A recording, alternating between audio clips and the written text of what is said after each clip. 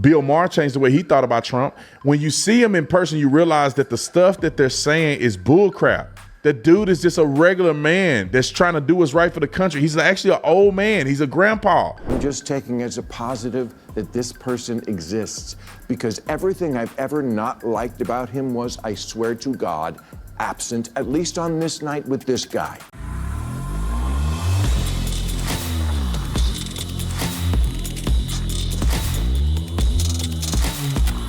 You guys have heard me talk a lot about my Patriot Supply because I trust them when it comes to my family's well-being. And I just got word that they're doing something they've never done before. Right now, you can get the best-selling Mega 3-month emergency food supply for the same price as the standard kit.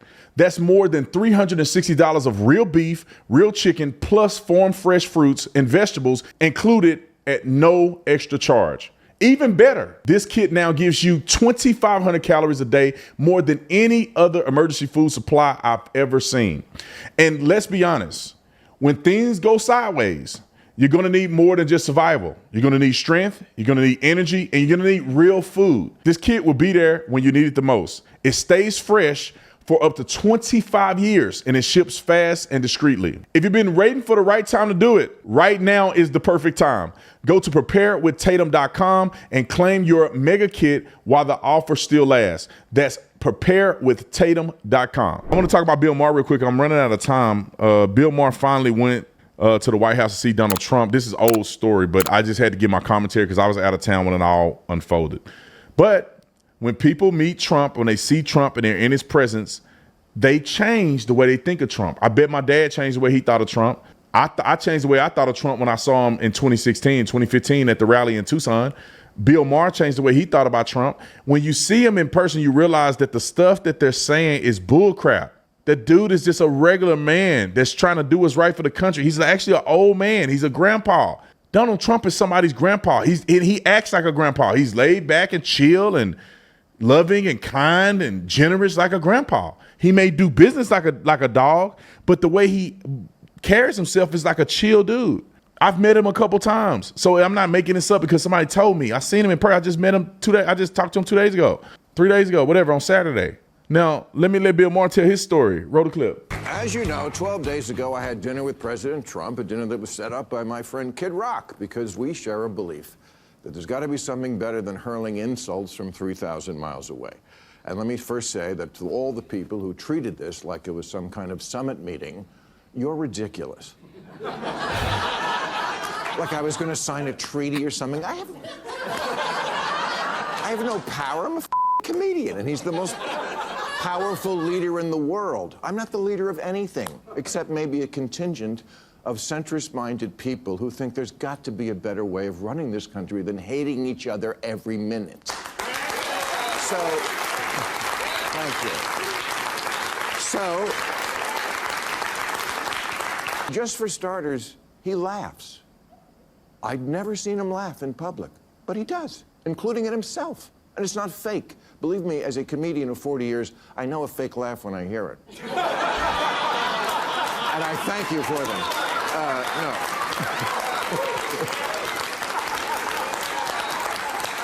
But, okay, example. In the Oval Office, he was showing me the portraits of presidents, and he pointed to Reagan and said, in all seriousness, you know the best thing about him? His hair. I said, well, there was also that whole bringing down communism thing, waiting for the button next to the Diet Coke button to get pushed and I go through the trap door. But no, he laughed, he got it. I said to him at one point, Mr. President, you know the dog, that's unusual in the White House. He said, well, a lot of the presidents, they had a dog for political reasons. I said, no, people love dogs, that's what that is. Oh yeah, okay, that's true.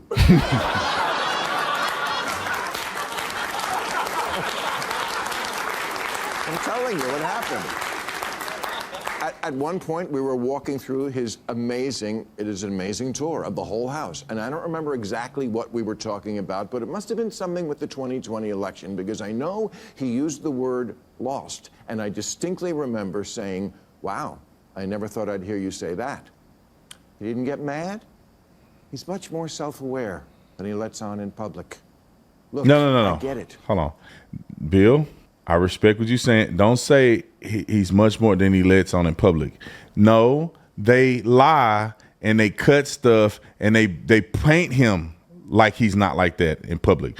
Donald Trump is always like that in public. What happens is they ask him some stupid question and lie about him, and then they only record his response after he's been answering questions for them for like 3 hours straight. He's sick of it.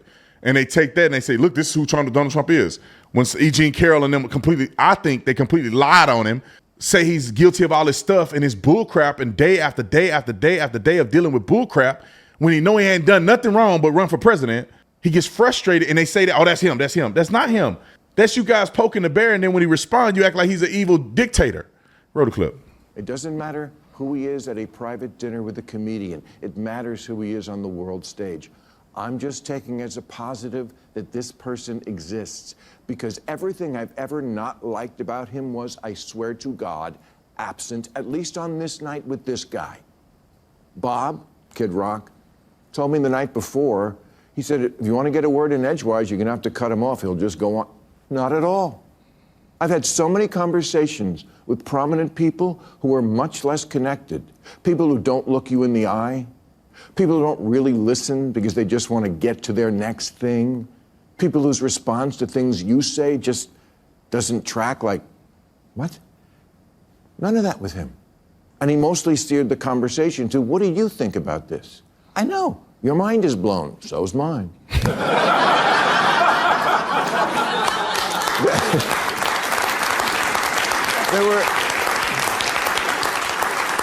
There were so many moments when I hit him with a joke or contradicted something, and no problem.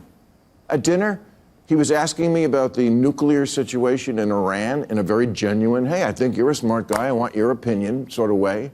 And I said, well, obviously you're privy to things about it I'm not, but for what it's worth, I thought the Obama deal was worth letting play out because we made Iran destroy 98% of the uranium, and they were 15 years away from a bomb. And then I said to him, but we got rid of that. You got rid of that.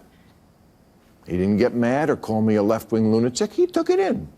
I told him I thought parts of his plan for Gaza were wacky, but that I had supported him in the idea that Gaza could be Dubai instead of hell. I told him he was wrong when he tweeted the night before that I was critical of all things Trump. Not true. Check the tapes. Moving Israel's embassy to Jerusalem, loved it. The border did need to be controlled. I'm glad the cops are getting their morale back. DEI had gone too far. Biological men shouldn't be playing women's sports. Europe should pay for their defense. And of course, it makes sense that Arab countries should take in Arab refugees, like the million Syrians who wound up in Germany when Saudi Arabia took none. He said to me, you're right, they took none.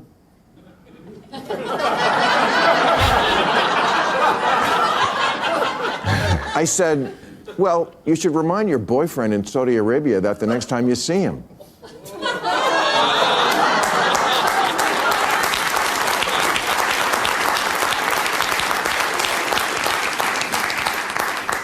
He laughed. I never felt I had to walk on eggshells around him. And honestly, I voted for Clinton and Obama, but I would never feel comfortable talking to them the way I was able to talk with Donald Trump. That's just how it went down. Make of it what you will.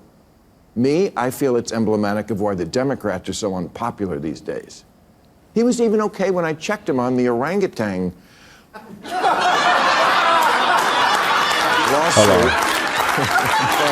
I don't know if y'all remember what happened between Trump and him, is that he had made mention of something like Trump was kin to an orangutan and Trump sued him for $5 million. Because I think it was like a DNA test or something, and Trump like did it or something that he wasn't associated with an orangutan.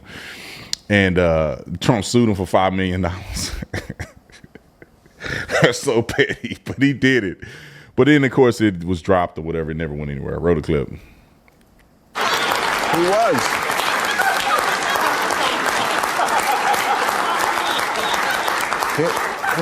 He said to Dana White, you know, Bill said my father was an orangutan, and I really love my father. And I said, well, Mr. President, I did that because I didn't like what you were doing regarding Obama's birth origins. I thought that was low. Again, no anger, just a little smile as if to say, yeah, I get it.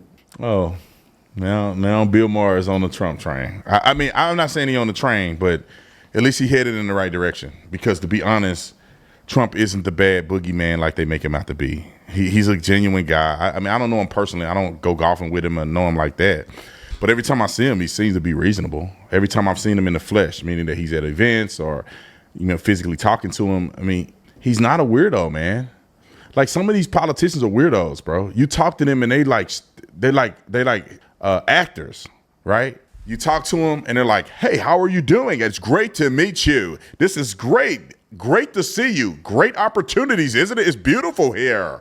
You're like, damn, bro, did you rehearse these exact words you say to me? Like, why does your voice sound like that? You campaigning to me. I just say hi to you. Why you talk like that? And you see Donald Trump and he just talks to you like a regular person. Oh, great job. Oh, good job. Keep up the good work, man. Your father looked great. You look great. He took my dad and shook his hand like this.